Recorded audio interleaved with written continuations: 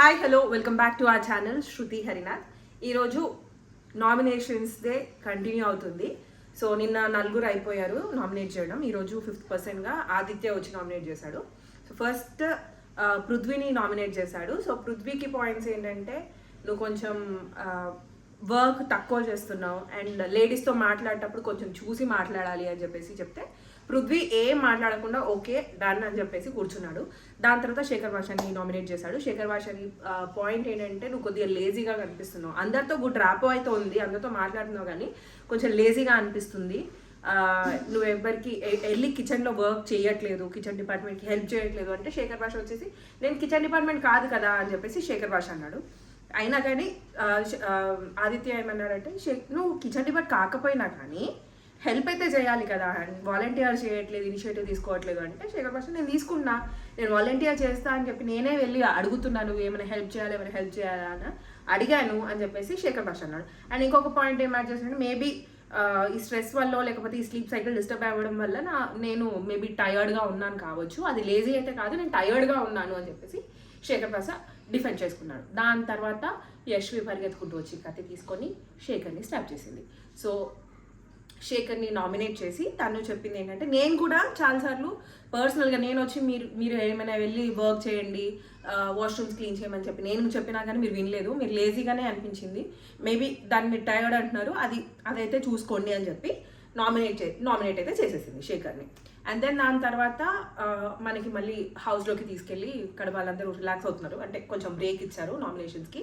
అప్పుడు నబిల్ అండ్ బేబక్క వాళ్ళిద్దరు డిస్కస్ చేసుకుంటున్నారు. ఏమని అంటే బేబక్క అంటుంది నబిల్ని, నేను నిన్ను నామినేట్ చేసింది ఎందుకంటే నీ లోపల ఉన్న ఫైర్ బయటికి రావాలి తమ్ముడు, అది తమ్ముడు అని చెప్తుంది.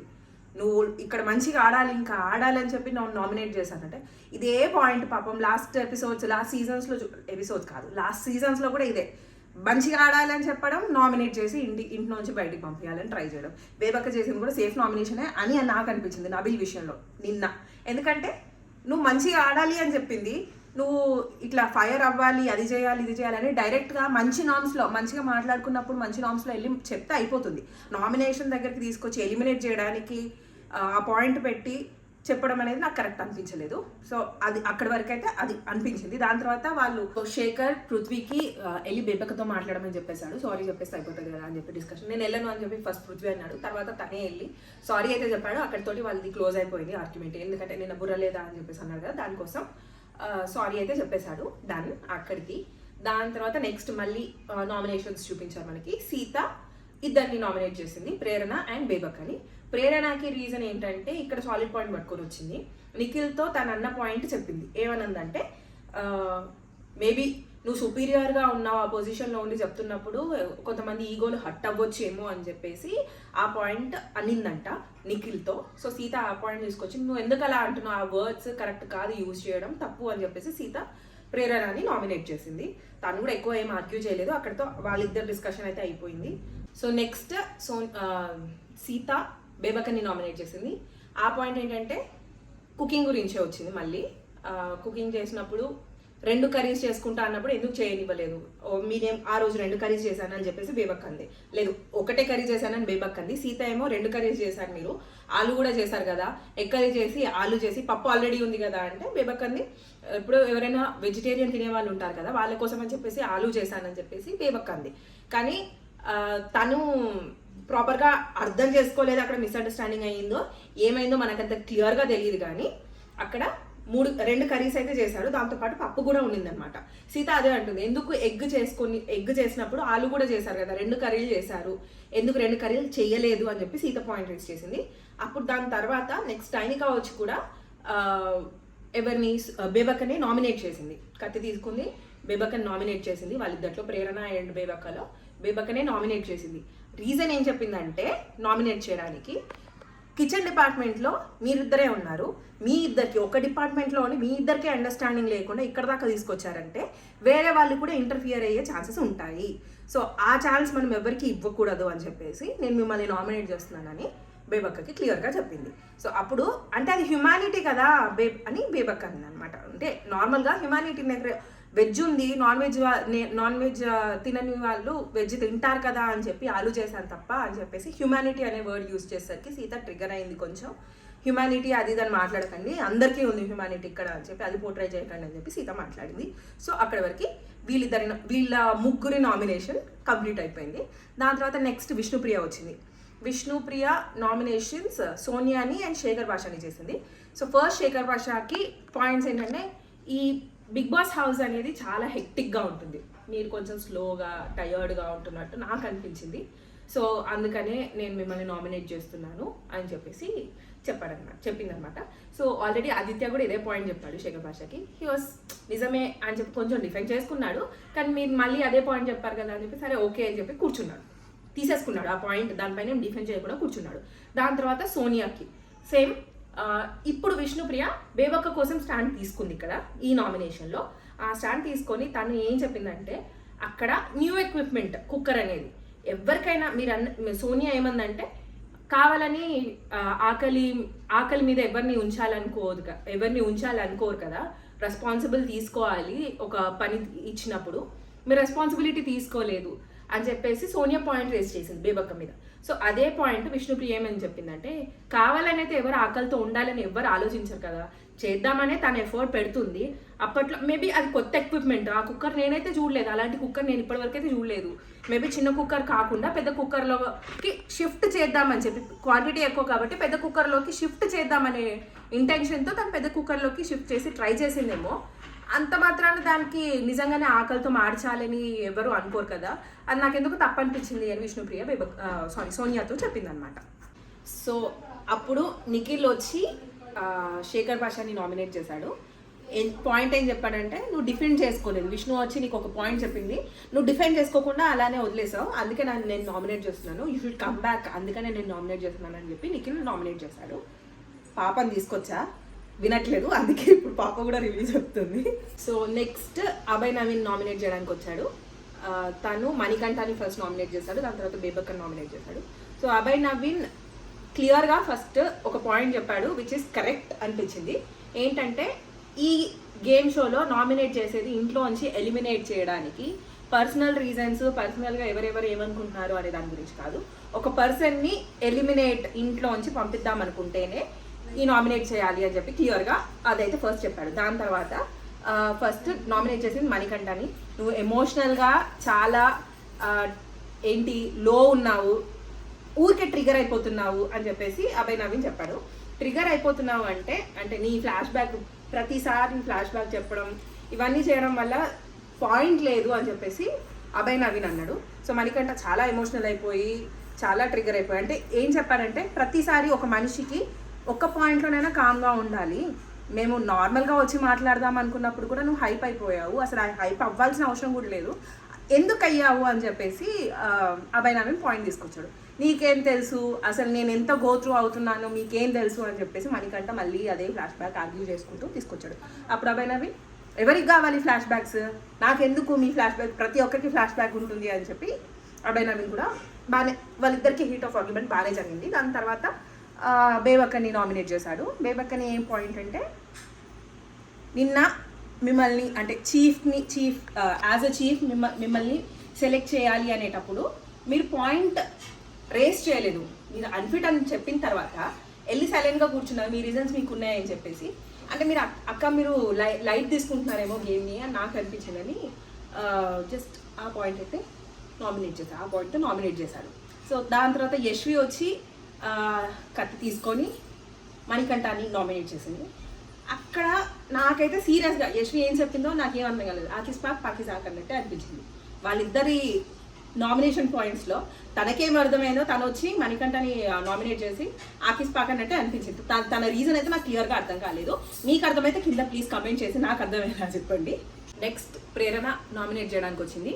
ఫస్ట్ తన నామినేషన్ మణికంఠ, దాని తర్వాత సోనియాని నామినేట్ చేసింది. నేను ఫస్ట్ సోనియా పాయింట్ చెప్తా, చిన్న పాయింటే, అందుకని తనది చెప్తాను, తర్వాత మణికంఠ దగ్గరికి వద్దాం.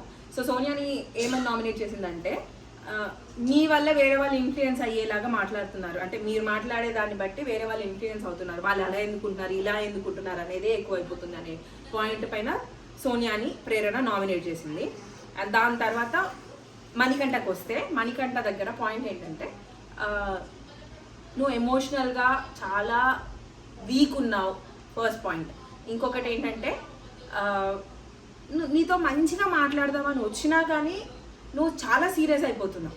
ఎందుకలా? నీ దగ్గరికి వచ్చి నేను పాజిటివ్గా నువ్వు నెగటివ్కి ఎంత తొందరగా రియాక్ట్ అవుతున్నావో పాజిటివ్కి ఎందుకు రియాక్ట్ అవ్వట్లేదు అని చెప్పి ప్రేరణ అడిగింది. అప్పుడు మణికంఠ యాజ్ యూజువల్ మళ్ళీ చాలా ఎమోషనల్ అయిపోయి, నేను 7 yearsకి నా ఫాదర్ చనిపోయాడు, మదర్ చనిపోయింది, సో నేను ఇదంతా గోత్రూ అయ్యాను, మీరు ఇదంతా చూసొచ్చారా అని చెప్పేసి చాలా ఎమోషనల్గా అన్నీ మాట్లాడి మీరంతా చూసొచ్చారా అనే దానికి అభయ్ నవీన్ అక్కడ పాయింట్ తీసుకొచ్చి మీరంతా చూసొచ్చారా అనేది తప్పు, అది ఆ మాట అనొద్దు అని చెప్పేసి అభయ్ నవీన్ అన్నాడు. దీంట్లో ప్రేరణ అండ్ మణికంఠ మాట్లాడుతుంటే యశ్వి కూడా మధ్యలో వచ్చి అవన్నీ మాట్లాడొద్దు, ఎవరి ఫ్లాష్ బ్యాక్ ఎవరికి అవసరం లేదు అని యశ్వి కూడా చెప్పింది. అందరూ ఏడ్చారు అక్కడ, అందరూ ఎవరు లేరు, యశ్వి, ప్రేరణ అండ్ మణికంఠ మీ ముగ్గురు ఏడ్చారు. సో అందరికీ ఎమోషనల్గా అయితే అనిపించింది. తన స్టోరీ అలాంటిదేమో, కానీ ఇక్కడ ఇవన్నీ అవసరం లేదేమో, మీరు ఇక్కడికి వస్తున్నప్పుడు మీరు గేమ్ ప్రిపేర్ అయ్యి రావాలి అని కూడా ఆ పాయింట్ కూడా ప్రేరణ చెప్పింది. సో ఇక్కడ మనం మణికంఠ గురించి జడ్జి చేయడానికి మనం ఎవరం కాదు.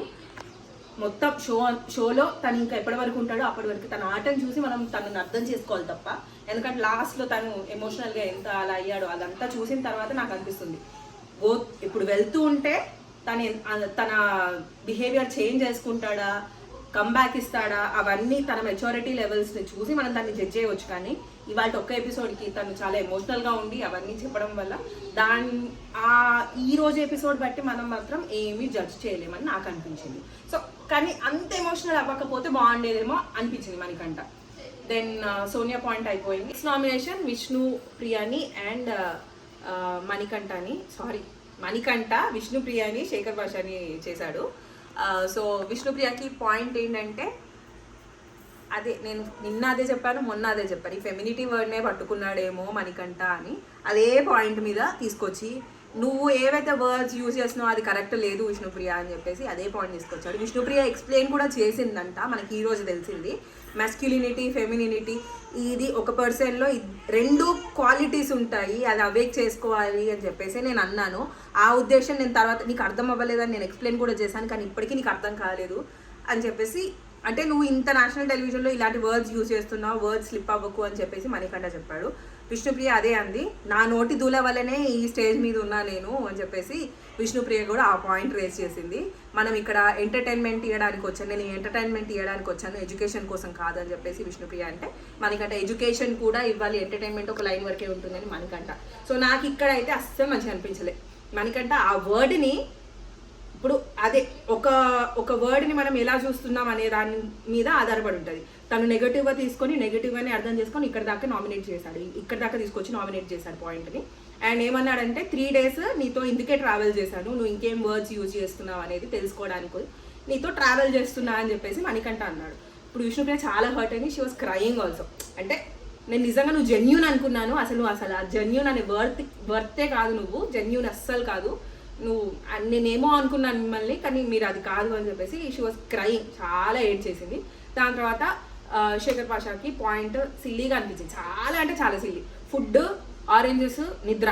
నేను నిద్రపోయాను, 1 నిమిషం పడుకున్నాను, మీరు పడుకొని అన్నిసార్లు కుక్కలు బౌబవ్ అన్నా కానీ మీరు ఇవ్వలేదు అని చెప్పేసి, అది అసలు ఏం చేయాలో అసలు తనకి అర్థం కాక ఈ పాయింట్ తీసుకొచ్చాడేమో శేఖర్ పాషా మీద అనిపించింది. సో నాకు ఆ 2 పాయింట్లు విష్ణుప్రియ మీది నచ్చలేదు. అట్లీస్ట్ విష్ణుప్రియతో ఆర్గ్యూ అయినా చేయడానికి ఒక చిన్న పాయింట్ ఉందేమో తను నెగిటివ్గా అర్థం చేసుకొని, కానీ శేఖర్ది అయితే అసలు ఆ పాయింటే లేదు.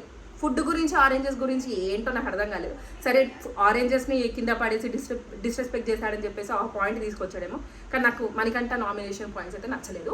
సో యశ్వి వచ్చి విష్ణుప్రియని నామినేట్ చేసింది.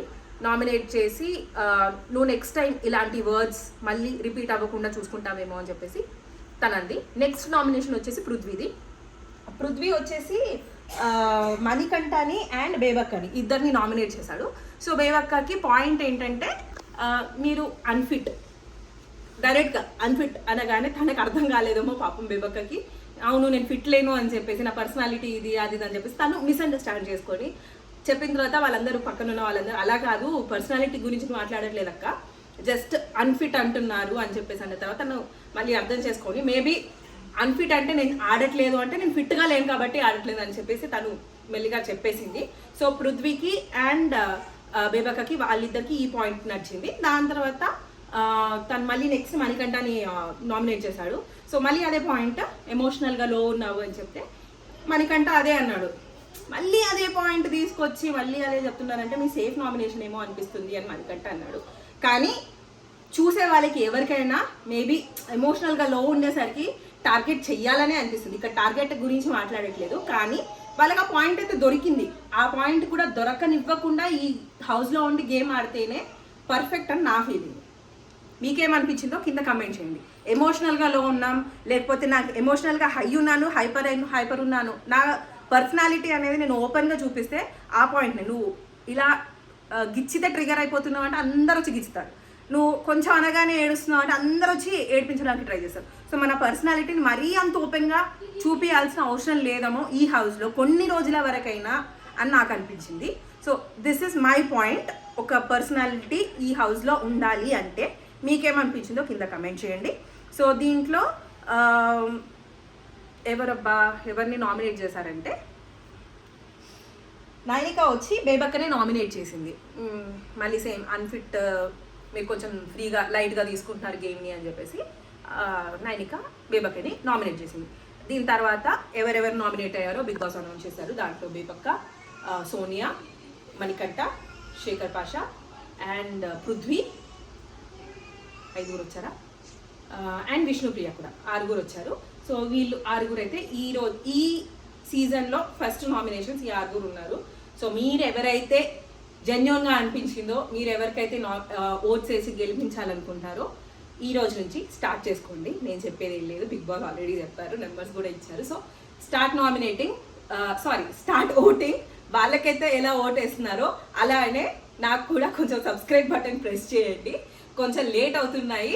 ఐ హోప్ జెన్యూన్గా, అంటే పాప కొంచెం అటు ఇటు అవుతుంది, అందుకనే తీసుకొని కూడా నేను ట్రై చేశాను రివ్యూ చెప్పడానికి.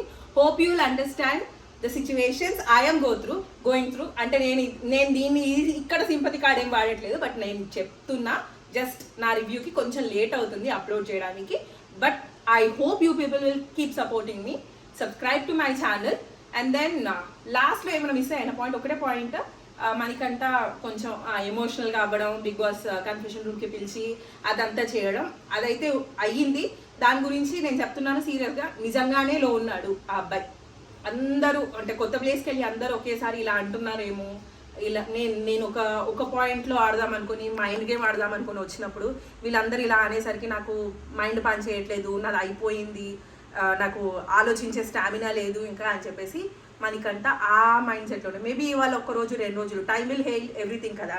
సో టైం తీసుకొని మేబీ ఇవాళ రేపు 2 రోజులు అయితే సెట్ అవుతాడేమో అనిపించింది. మేబీ ఇంకా ఈ హౌస్లో ఉండి కంటిన్యూ అవుతే తన మైండ్ సెట్ కూడా చేంజ్ అయ్యి కొంచెం మెచ్యూరిటీ వస్తుందేమో అని ఆశిస్తూ ఇవాళకి ఇంతే. Signing off for today. And I hope you people will keep supporting. Subscribe to my channel and keep sharing to your friends and family. Bye.